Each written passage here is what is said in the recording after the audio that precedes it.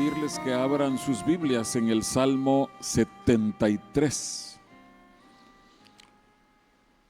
El Salmo 73 y el Salmo 37 tocan temas muy similares. Tienen que ver con una persona del pueblo de Dios que ha sido fiel por mucho tiempo, que ha sido, se ha preocupado por hacer las cosas bien, que tiene un buen historial delante de Dios, y de pronto sus ojos se fijan en personas que no tienen ese mismo deseo por caminar con Dios. Leamos a partir del versículo 2 en el Salmo 73 y leamos a ver si nuestro corazón en algún momento ha pensado cosas así. En cuanto a mí, casi se deslizaron mis pies, por poco resbalaron mis pasos, porque tuve envidia de los arrogantes, viendo la prosperidad de los impíos. Porque no tienen congojas por su muerte, pues su vigor está entero. No pasan trabajos como los otros mortales, ni son azotados como los demás hombres. Por tanto, la soberbia los corona, se cubren de vestido de violencia, los ojos se les saltan de gordura, logran con creces los antojos del corazón, se mofan y hablan con maldad de hacer violencia, hablan con altanería, ponen su boca contra el cielo y su lengua pasea la tierra. Por eso Dios hará volver a su pueblo aquí y aguas en abundancia serán extraídas para ellos. Y dicen, ¿cómo sabe Dios? ¿Y hay conocimiento en el Altísimo? He aquí estos impíos, sin ser turbados del mundo, alcanzaron riquezas. Y miren lo que dice el verso 13. Verdaderamente en vano he limpiado mi corazón y lavado mis manos en inocencia, pues he sido azotado todo el día y castigado todas las mañanas. El martes pasado el Señor nos hablaba a través del pastor Oscar Bustamante de posibles razones por la cual muchos podrían tropezar. Se basaba o tomaba inicialmente el concepto en Mateo 24, donde habla acerca de los tiempos del fin y nos decía, ese tiempo ya lo estamos viviendo y en ese tiempo, muchos se entregarán unos a otros, muchos tropezarán, muchos o el amor de muchos se enfriará. Y nos hacía hacer un ejercicio. ¿Cuántos serán muchos en cada uno de esos? Y eran 4 muchos. Hablando de una manera conservadora, decíamos 15%. Yo no sé si el Señor así lo está viendo, pero quitando todos esos muchos que se van a desviar, después de 4 de esos muchos, 15% en cada uno, el 60% va a dejar de seguir al Señor. Y hoy quiero que veamos una razón por la cual podríamos nosotros tropezar. Una nada más. Y aquí estamos viendo una manifestación de eso. Que nosotros nos cansemos de hacer el bien. Que nosotros veamos nuestras vidas y pensemos, pero si yo estoy intentando lo mejor que puedo. Madrugo para buscar al Señor. Cumplo con mis ejercicios espirituales. Yo me esfuerzo por cumplir con esto, cumplir con aquello. No hablo mal de la gente. Yo trato de hacerlo todo bien. Y mira cómo me va. Mira, no hay manera que prospere, no hay manera que salga de mis problemas. En cambio, mira a otros. Podríamos incluso ver gente dentro de la iglesia, pero pensemos principalmente en la gente de afuera de la iglesia. Ellos no buscan a Dios y les va súper bien, prosperan, hablan mal, mienten y no tienen ninguna consecuencia. En cambio yo digo una media mentira, media verdad y ya el Espíritu de Dios está hablando a mi conciencia. ¿Cómo es posible? Y ahí se menciona la palabra envidia. Tuve envidia de los arrogantes. ¿Nos ha pasado eso por la mente, hermanos? Que nos hace trastabillar, pero si, Señor, tú me miras a mí y mira a esta gente y yo aquí amolado, Señor. Y posiblemente esa sea una razón por la cual nosotros pudiéramos decir, no, no vale la pena. En vano ha sido todo esto. Pero recuerden, hermanos, cómo terminaba el pasaje que se trató en Mateo 24 y cómo terminaba el mensaje. El que persevere hasta el fin, ese será salvo.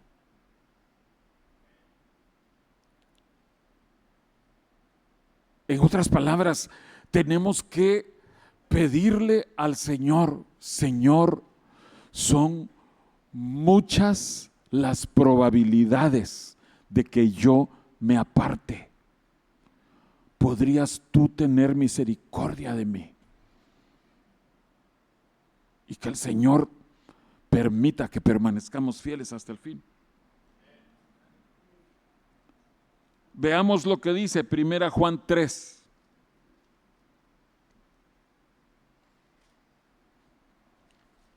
Allí Juan está hablando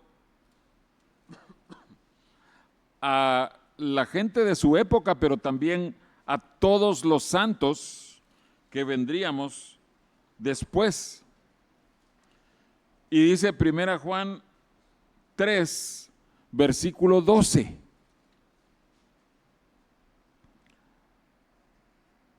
No como Caín, que era del maligno y mató a su hermano. ¿Y por qué causa le mató?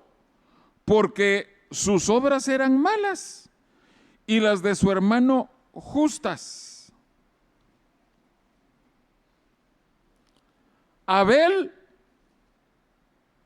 el hermano de Caín, él se había esforzado por hacer las cosas rectamente delante de Dios.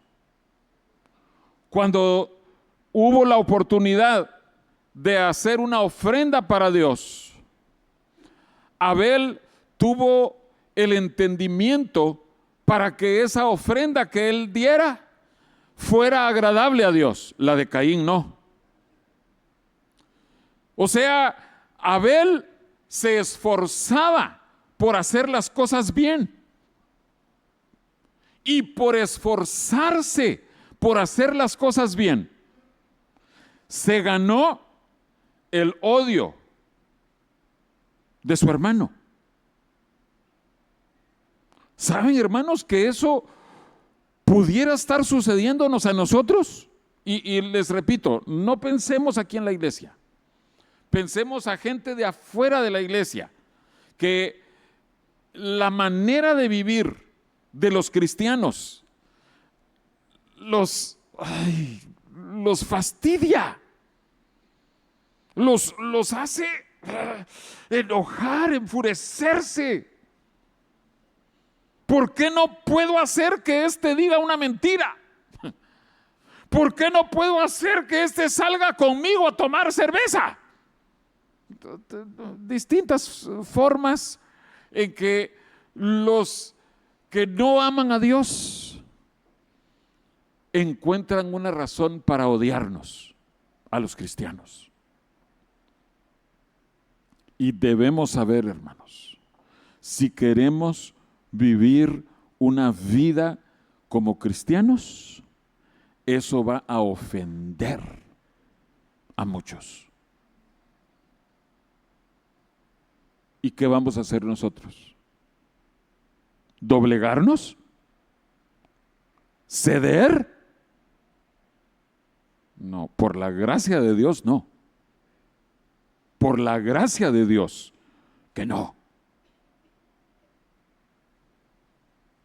Si aquel quiere vivir una vida pecaminosa, allá él. Si ella escoge no seguir a Dios, allá ella. Pero Señor, por tu gracia, que yo persevere firme hasta el fin. Hermanos, es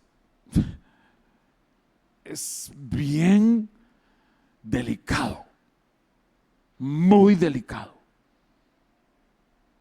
porque muchas veces esas críticas, esas burlas, como lo dicen ahora, el bulear, el acosar, porque nos odian, porque no les agrada que queramos hacer las cosas rectamente, muchas veces eso hace mella en nuestro corazón. El Salmo 73 nos decía, es que viendo cómo prosperaban, pero ahí no dice nada de que los impíos le estuvieran diciendo, es que mira yo cómo estoy y tú cómo estás, re mal. No. El Salmo 73 era solo la observación que nos daba envidia, pero aquí lo que vemos en 1 Juan ya se trata de acciones de los malvados en contra de los santos.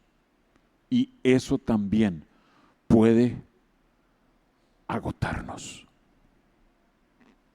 Y que en algún momento dado nosotros digamos, ay no, ya sufrí suficiente, ya no aguanto.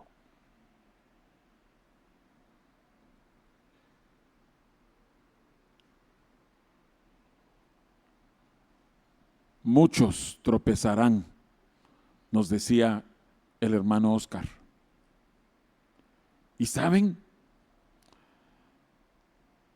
De los ejemplos que puso,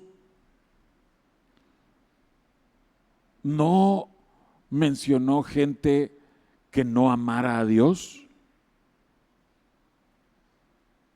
Mencionó gente que uno decía, no, son buenos cristianos. Aquí están, o en alguna iglesia cristiana, pero están en el camino. Tienen buenas intenciones, buenos motivos, decimos nosotros. Tienen un historial, y eso quiero que veamos. Tienen un historial de caminar con Dios.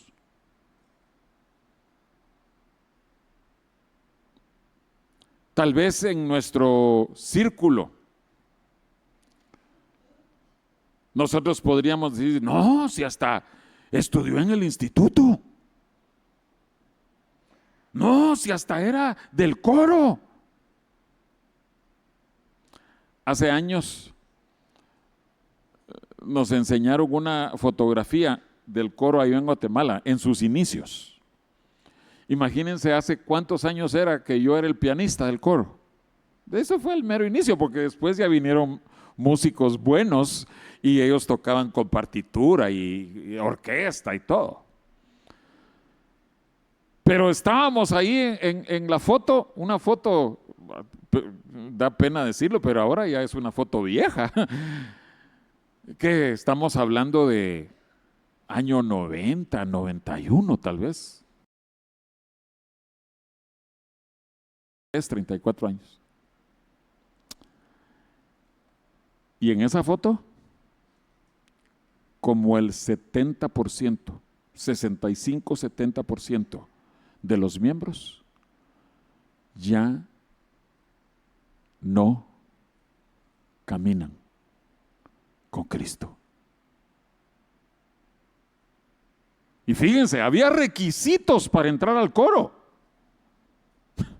O sea, eran hermanos escogidos, buenos hermanos, fieles, que participaban.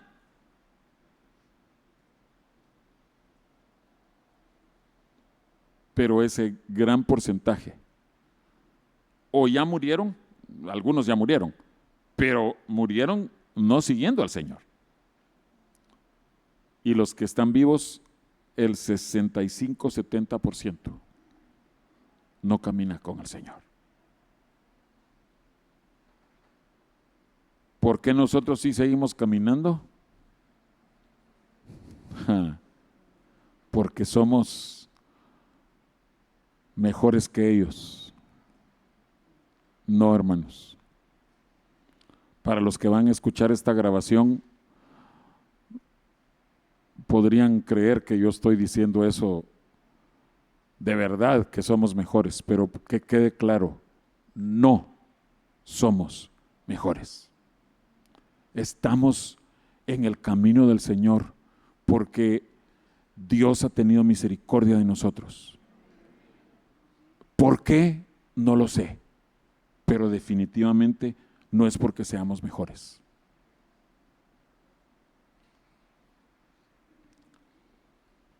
No nos cansemos, pues, de hacer el bien. Eso lo dice 2 Tesalonicenses, capítulo 3, versículo 13. Si lo pueden poner ahí solo para que no nos cansemos de hacer el bien. El hermano Oscar mencionó a Demas. Habíamos predicado hace un tiempo de Demas, quien amando este mundo, quien escogiendo seguir al mundo, se apartó de Dios y de la familia de Dios. Entonces no vamos a hablar más de él, solo se los menciono porque a mí me pareció, sí, es una razón muy grande por la cual nosotros podríamos cansarnos de hacer el bien. Pero quiero que vayamos a Jeremías capítulo 34. Encontraremos aquí una razón más por la cual nosotros pudiéramos cansarnos de hacer el bien. Y pongamos ahí, porque nos es inconveniente. Jeremías 34, recuerden ustedes cómo todo el libro de Jeremías describe que Jeremías trataba con el pueblo, le hablaba al pueblo la palabra de Dios y el pueblo de Dios no lo aceptaba. Y Jeremías otra vez le hablaba al rey, le hablaba a los príncipes, le hablaba al pueblo, la palabra de Dios, y normalmente rechazaban la palabra de Jeremías, que era la palabra de Dios. Pero fíjense que aquí, en Jeremías 34, aceptan la palabra. Miren lo que dice el versículo 8, del 8 en adelante. Palabra de Jehová que vino a Jeremías después que Sedequías hizo pacto con todo el pueblo en Jerusalén para promulgarles libertad. Que cada uno dejase libre a su siervo y a su sierva, hebreo y hebrea, que ninguno usase a los judíos, sus hermanos, como siervos, como esclavos. ¿Recuerdan ustedes que en la ley hablaba acerca de que los esclavos serían esclavos por 6 años y al 7º año tenía que promulgárseles libertad? Y miren el verso 10, esto es admirable. Y cuando oyeron todos los príncipes y todo el pueblo que había convenido en el pacto de dejar libre cada uno a su siervo y cada uno a su sierva, que ninguno los usase más como siervos, obedecieron y los dejaron. Amén. ¿Quieren cerrar sus Biblias y dejar la lectura hasta ahí? Por favor, no la cierren. ¿Qué pasa cuando tú estás acostumbrado a que en tu casa tú no tienes que hacer nada? Te levantas, no haces la cama, porque viene la empleada doméstica y te hace la cama. Te levantas,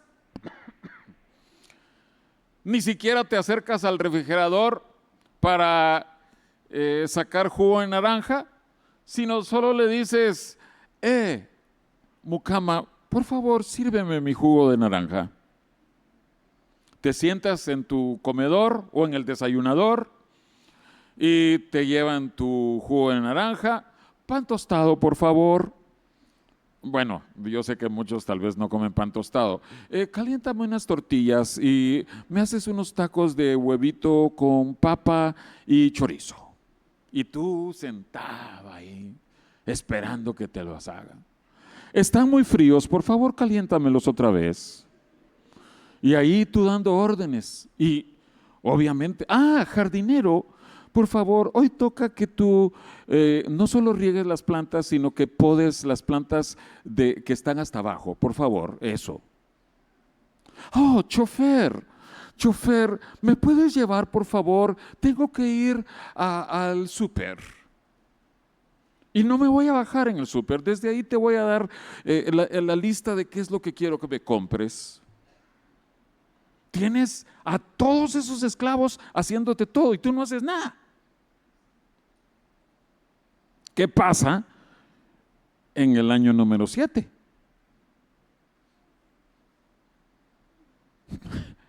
¿Qué pasa con esa multitud de holgazanes que no hacen nada en su casa y de pronto se quedan sin la ayuda doméstica? Lo estoy diciendo en términos que hoy no sean ofensivos, pero en ese tiempo se quedan sin esclavos, así, simple y llanamente. Ya no tienes esclavos. Un año entero tiene que pasar que tú te hagas todo en tu casa. Un año entero. Hasta el final del 7º año, tú puedes salir a comprar esclavos otra vez. A ver si sobreviviste un año sin esclavos. Hermanos, creo que es muy entendible lo que dice el versículo 11. Pero después se arrepintieron. Ese no es el tipo de arrepentimiento que estamos buscando. Se arrepintieron de haber obedecido e hicieron volver a los siervos y a las siervas que habían dejado libres y los sujetaron como siervas, como siervos y siervas. Señor, que no nos cansemos de hacer el bien. Ese pueblo había obedecido esa instrucción. Era una instrucción dura, pero ellos sabían, está en la ley. No nos están pidiendo nada fuera de lo normal de la ley. Pero cuando pasaron 1, 2, 3 días, 2 semanas, y yo ya me había cansado de hacer yo las cosas, de bolear mis zapatos, de lavar mi ropa, de planchar.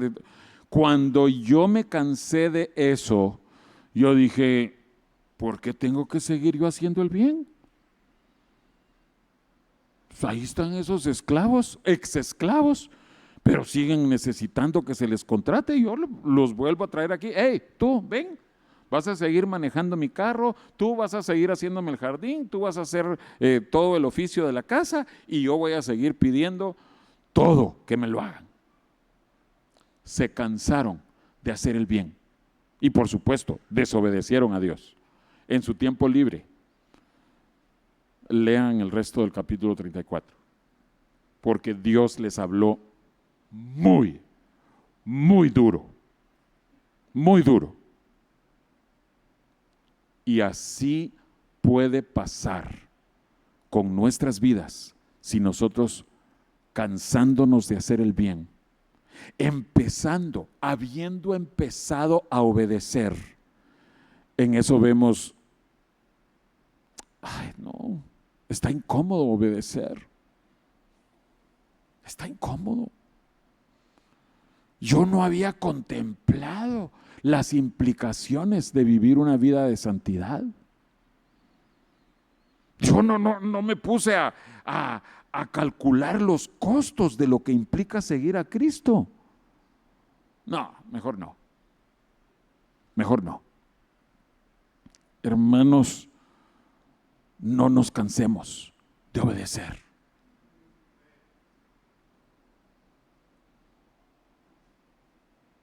Vayamos a 2 de Crónicas 14.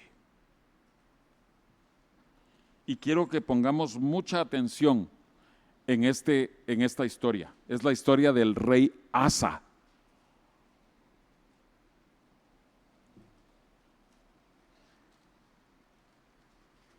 Segundo de Crónicas 14.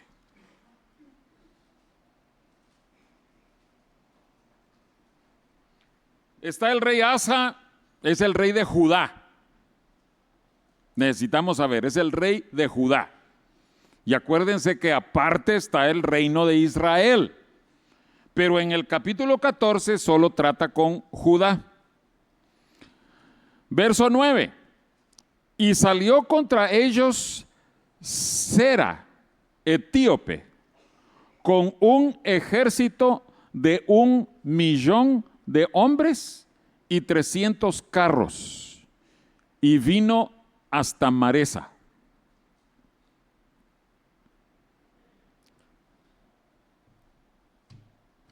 Este capítulo, el resto de la historia, narra cómo Asa clamó a Dios y Dios le dio la victoria contra un ejército de 1,000,000 de soldados. Hermanos, yo sé que a nuestra mente le cuesta entender esto. Los ejércitos de países latinoamericanos, no sé de Estados Unidos y Canadá, pero de México para abajo, los ejércitos latinoamericanos tienen, si mucho, 100,000, 120,000 efectivos. Puedo estar equivocado, pero digamos que estoy equivocado 50%. 200,000 efectivos. Y somos países de 30 millones, 70 millones, 80 millones de personas, y nuestros ejércitos son de menos de 500,000 personas. Los etíopes fueron contra Judá con 1,000,000 de soldados, de guerreros. Y Dios los venció. Bueno, en otras iglesias que dicen más amén habrían gritado ahí amén y se ponen a aplaudir y a silbar y todo. Dios venció a 1,000,000 de etíopes. Bueno, no lo repetí por eso, solo quiero que ustedes les quede en su cabeza, porque ese es el lema que quiero que pongamos al final. Capítulo 15, no lo vamos a ver, pero Asa en el versículo 8 quita los ídolos.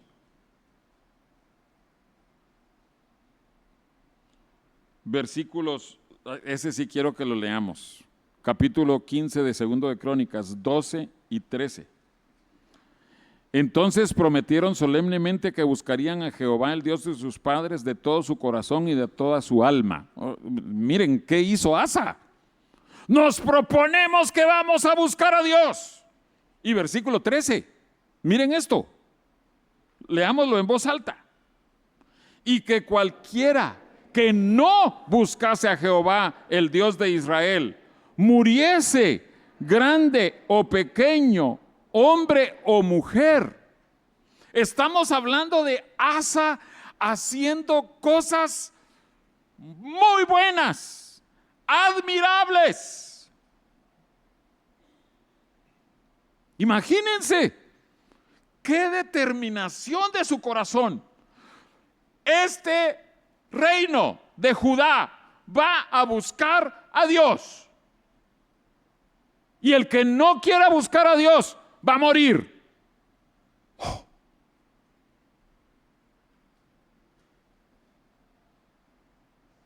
En el versículo 16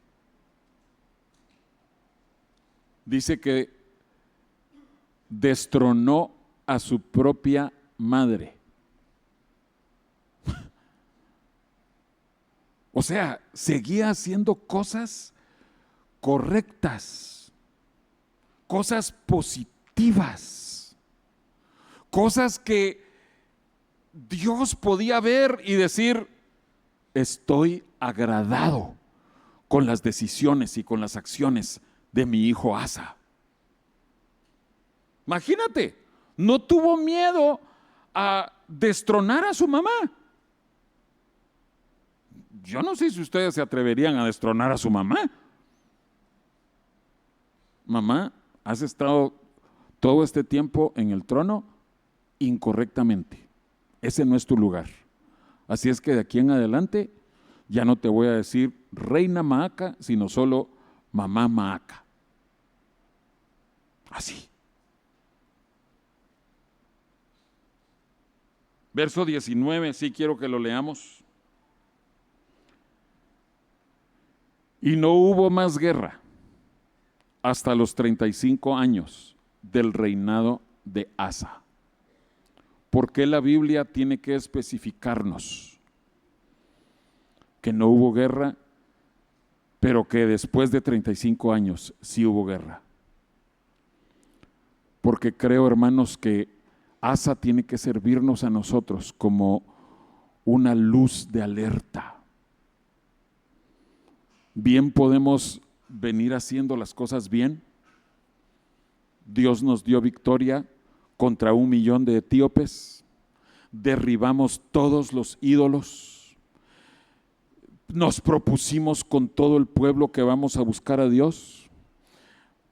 Quitamos a nuestra propia madre de un lugar incorrecto que no le correspondía. Tuvimos paz 35 años. Cuando en eso, capítulo 16, viene el reino de Israel y amenaza a Asa, a Judá, con que van a atacarlos. Recuérdense, Israel y Judá. Asa, rey de Judá.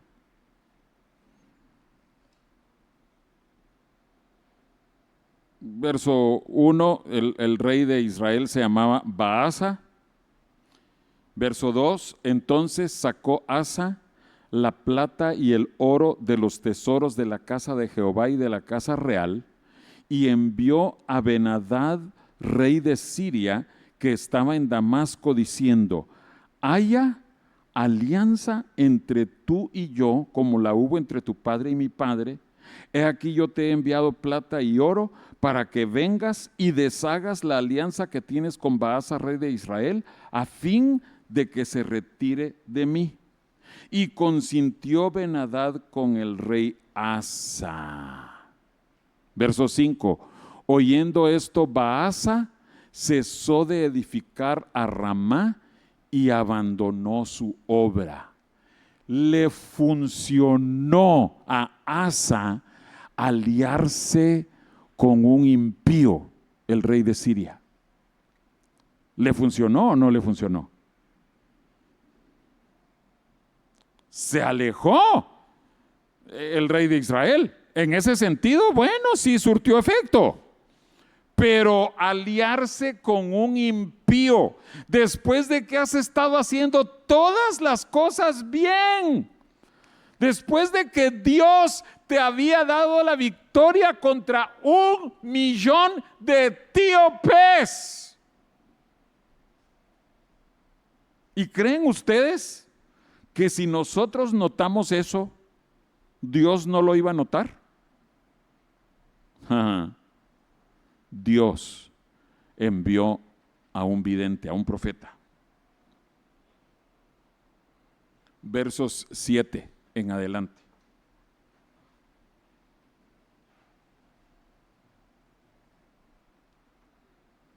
En aquel tiempo vino el vidente Hanani a Asa, rey de Judá, y le dijo: por cuanto te has apoyado en el rey de Siria y no te apoyaste en Jehová tu Dios, por eso el ejército del rey de Siria ha escapado de tus manos. Los etíopes y los libios no eran un ejército numerosísimo. Creo que esa es la única vez que aparece esa palabra en la Biblia. Numerosísimo, con carros y mucha gente de a caballo. Con todo, porque te apoyaste en Jehová, Él los entregó en tus manos. Porque los ojos de Jehová contemplan toda la tierra para mostrar su poder a favor de los que tienen corazón perfecto para con Él.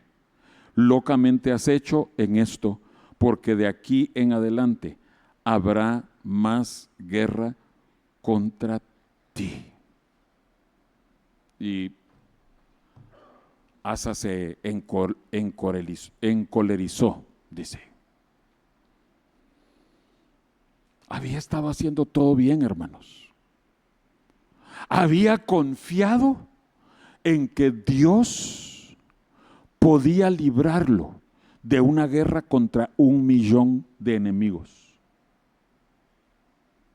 Pero de las amenazas sencillas, de las amenazas débiles, no, ahí yo busco la manera de hacer una alianza estratégica y ahí no necesito humillarme, no necesito clamar a Dios, no necesito molestar al hombre de Dios para que ore por mí.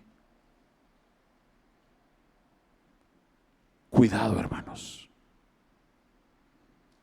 Asa debe servirnos como un ejemplo que nosotros tenemos que tener mucho cuidado que no se repita en nosotros. Que no se repita.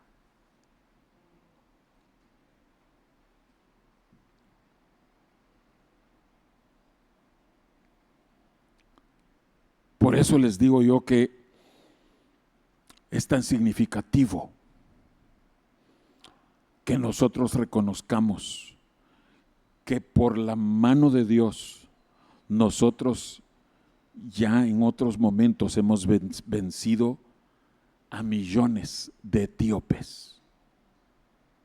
Es importante que recordemos que Dios nos ha dado victorias grandísimas de circunstancias en las cuales nosotros no veíamos salida posible. Y nosotros, estando así, en esa desesperación, siendo inútiles completamente, ahí sí nosotros, ay Señor, sálvame por favor. Y Dios viene y nos salva.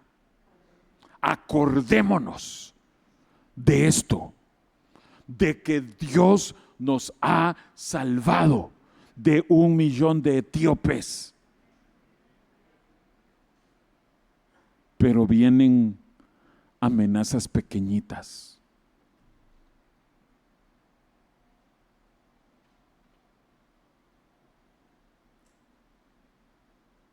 Cuidado. Cuidado en ese día de las pequeñeces. Porque si nosotros entramos a esas pequeñeces confiadamente en nuestro pasado, en nuestro historial tan positivo, no, es que yo destroné a mi mamá.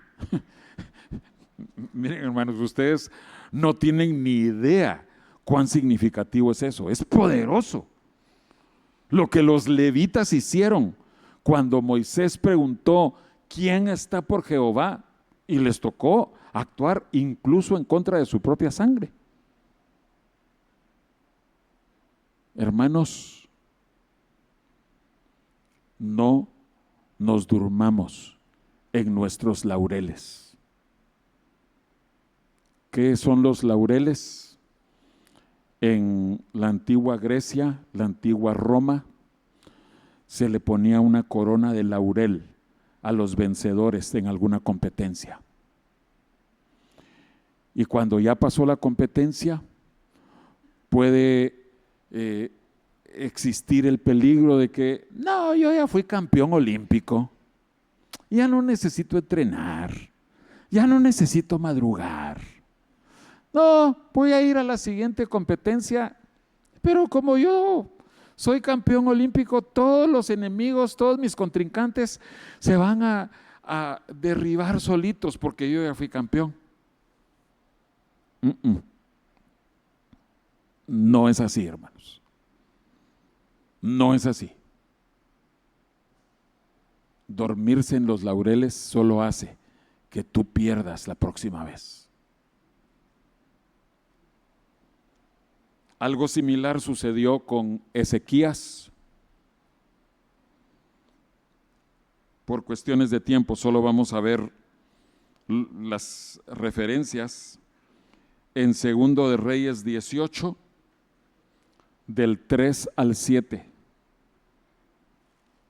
Se mencionan puras cosas positivas de Ezequías.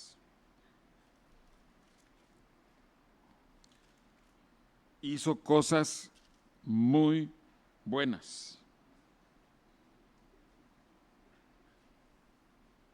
Dice, siguió a Jehová y no se apartó del camino de Jehová. Viene Sennacherib, invade Judá y Dios da una victoria tremenda. Hasta que llegamos al capítulo 20. Capítulo 20. 2 de Reyes 20. Por favor, solo anoten el capítulo y cuando tengan un tiempo lo leen. Pero es sumamente importante. Se enferma Ezequías y Dios envía al profeta Isaías y le dice, Ezequías, vas a morir.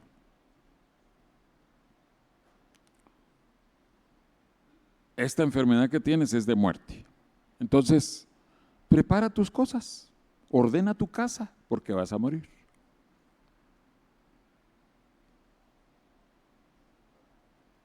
Y Ezequías, fíjense, Ezequías le echa en cara a Dios que él ha hecho todas las cosas bien. Lo llama sus justicias. Ezequías tenía muchísimas justicias, muchísimas cosas buenas obras, digamos. Y le dice: Dios, ¿cómo es posible que yo, haciendo puras cosas buenas, ahora tú me digas que me voy a morir? Tal vez alguien necesitaba decirle: Ezequías, es que todos nos vamos a morir en algún momento. Ah, no, pero yo quiero más años de vida. Entonces Dios accede y le dice, a través de Isaías, le dice: bueno, vas a tener 15 años más de vida. Y yo sé que en muchas lecciones de escuela dominical nos enseñaron que este es un ejemplo de que nosotros podemos pedirle a Dios y que Dios nos va a responder. Y no solo nos va a responder, sino que hasta puede hacer retroceder el sol como señal de que va a hacer lo que nos dijo que va a hacer.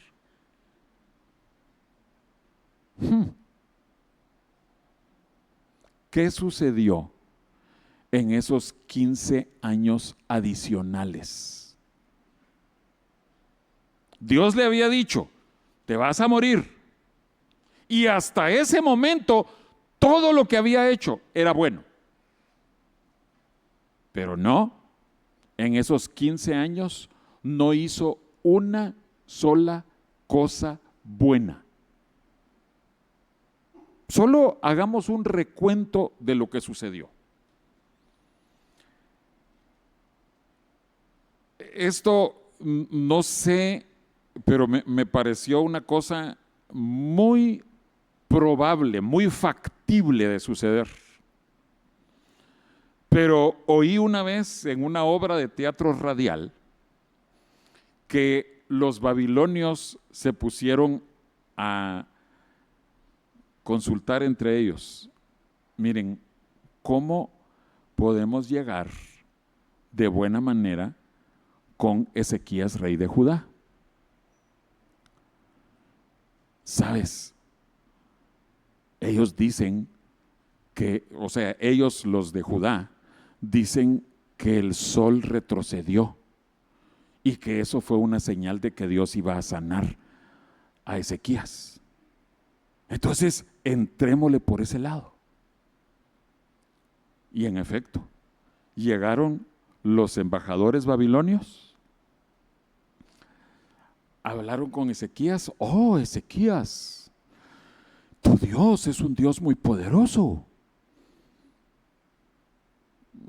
Tal vez Ezequías fue un poquito sorprendido por eso, pero oímos que tu Dios hizo tal milagro para tu sanidad y tú ibas a morir. ¿Qué fue lo que pasó? Y poquito a poco Ezequías fue bajando la guardia, hasta que Ezequías, ya debilitado en cuanto a su resistencia, les dice: pues vieran que sí, porque mi Dios es el Dios verdadero, el Dios de Israel. Ah, sí. ¿Y qué tienes para tu Dios verdadero? Bueno, tenemos este templo y tenemos todas estas riquezas. Ay, son muchas riquezas. Sí, son muchas, miren, se las voy a enseñar. Y les abrió de par en par las puertas de la casa de Dios y les mostró todo lo que había en la casa de Dios. Cuando Dios le habló a Isaías y le dijo: Isaías, ve con Ezequías, repréndelo. Y así le pregunta Isaías: ¿y qué les enseñaste? Les enseñé todo. Mira, por cuanto hiciste eso, por cuanto te expusiste a los babilonios, por cuanto abriste las puertas de tu casa, la casa de Dios, por cuanto abriste tu corazón para exponer tu corazón a Babilonia, los babilonios van a venir y van a conquistar Judá. Pero, oigan esto hermanos, pero como tú hiciste cosas buenas, no lo vamos a hacer en tu tiempo, sino lo haremos con tus hijos. Esa era la palabra de Dios. Le está diciendo Dios a Ezequías: tus hijos van a ser juzgados por lo que tú hiciste. ¿Ustedes qué harían, hermanos? Si viene alguien y les dice: mira, tú hiciste tal cosa, pero a quien vamos a castigar es a tus hijos. Hermanos, creo que toda persona con un poquitito de madurez y espiritualidad diría: no, por favor, que no sufran ellos, mejor que venga el castigo sobre mí. Miren lo que dice Segundo de Reyes 20:19. Entonces Ezequías dijo a Isaías, después de que le dijo lo que les estoy describiendo: la palabra de Jehová que has hablado es buena. Después dijo: habrá al menos paz y seguridad en mis días. Qué desalmado, hermanos. Y este era el hombre que tenía suficientes justicias para echarle en cara a Dios: Señor, ¿cómo me puedes matar si tengo muchas justicias? Ese hombre perdió todas sus justicias en esos 15 años. Yo creo que sirve también como comprobación de que delante de Dios todas nuestras justicias son un trapo de inmundicia. Pero Ezequías, por lo visto, se cansó de hacer el bien. Pidió que se le extendiera su vida, que fuera sanado y que muriera después. Saben que en esos 15 años adicionales nació el rey más impío de Judá, Manasés, hijo de Ezequías. ¿Cómo lo sabemos? Porque dice que Manasés comenzó a reinar a la muerte de Ezequías y tenía 12 años de edad. El peor rey, el rey más impío. Amón, su hijo, también fue igual de impío. Pero esa es otra historia. ¿Qué hubo de bueno en los 15 años adicionales de vida de Ezequías, hermanos? Y con esto más. Esto a mí me da, me deja frío. Ustedes saben que Dios es un Dios exacto, ¿no? Y eso se sabía desde aquel tiempo. Y cuando Dios le dijo a Ezequías: muy bien, Ezequías, acepto, vas a tener 15 años de vida más. siendo como somos nosotros, cuando faltaban 14 años, nosotros muy campantes, faltaban 10 años, estoy muy bien, faltaban 5 años, ya solo faltan 5 años, faltaba 1 año, dentro de 1 año me voy a morir, faltaban 30 días. ¿Con qué cara puede Ezequías presentarse delante de Dios y pedirle otra extensión de días?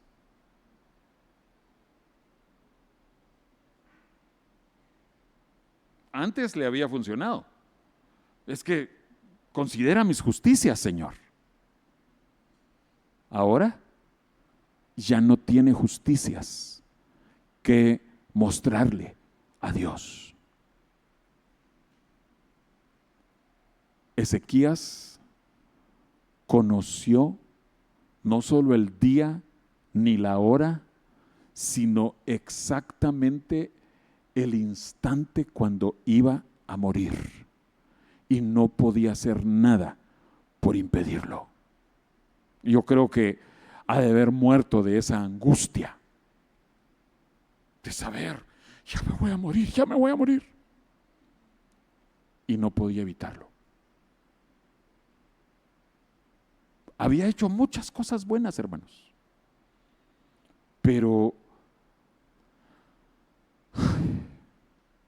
se desvió cuando estuvo confiando en sus justicias y escogió no confiar en la voluntad soberana de Dios.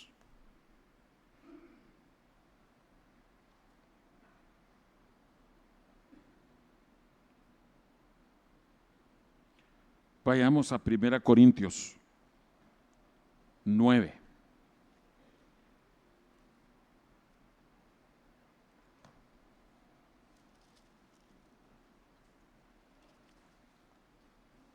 Justo antes del capítulo 10, el capítulo 10, ustedes lo conocen, es el capítulo que describe las formas como el pueblo fue quedando postrado en el desierto, el pueblo de Israel. Ese capítulo es el que una y otra vez se nos ha insistido, estas cosas acontecieron para ellos como figura, ejemplo para nosotros. Pero miren el versículo justo antes del capítulo 10, 9:27. Sino que golpeo mi cuerpo, lo pongo en servidumbre. Está hablando Pablo acerca de posibles formas de ser descalificado. No sea que habiendo sido heraldo para otros, yo mismo venga a ser eliminado. Vimos a Asa, vimos a Ezequías, que hicieron cosas buenísimas y admirables para el pueblo de Dios. Pablo dice, yo he sido heraldo para otros, pero por la gracia de Dios yo me voy a esforzar para no ser eliminado, para permanecer firme hasta el fin.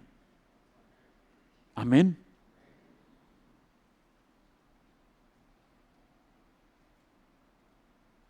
En Hebreos capítulo 10,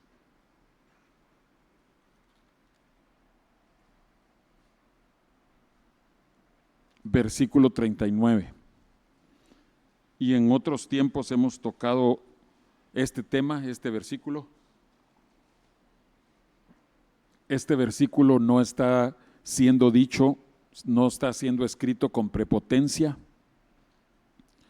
no es una jactancia espiritual, pero miren lo que dice Hebreos 10:39. Pero nosotros no somos de los que retroceden para perdición, sino de los que tienen fe para preservación del alma. ¿Quieres que el Señor haga eso contigo? ¿Quieres que el Señor diga de ti, diga de mí, voy a preservar esa alma hasta el final. No va a caer, no va a tropezarse, no va a caer postrado en el camino, sino que va a permanecer firme hasta el final. Yo quiero pedirles, hermanos, que nos humillemos delante de Dios para pedirle eso al Señor. Ten misericordia de mí, oh Dios, preserva mi alma hasta el fin. El gran peligro, y es lo que quiero que escribamos, hermanos, si pueden poner esta frase, es lo que quiero que escribamos, que lo llevemos en nuestro teléfono, en nuestra agenda. Vencí a 1,000,000 de etíopes. Vencí a 1,000,000 de etíopes. Y que eso sirva de alerta.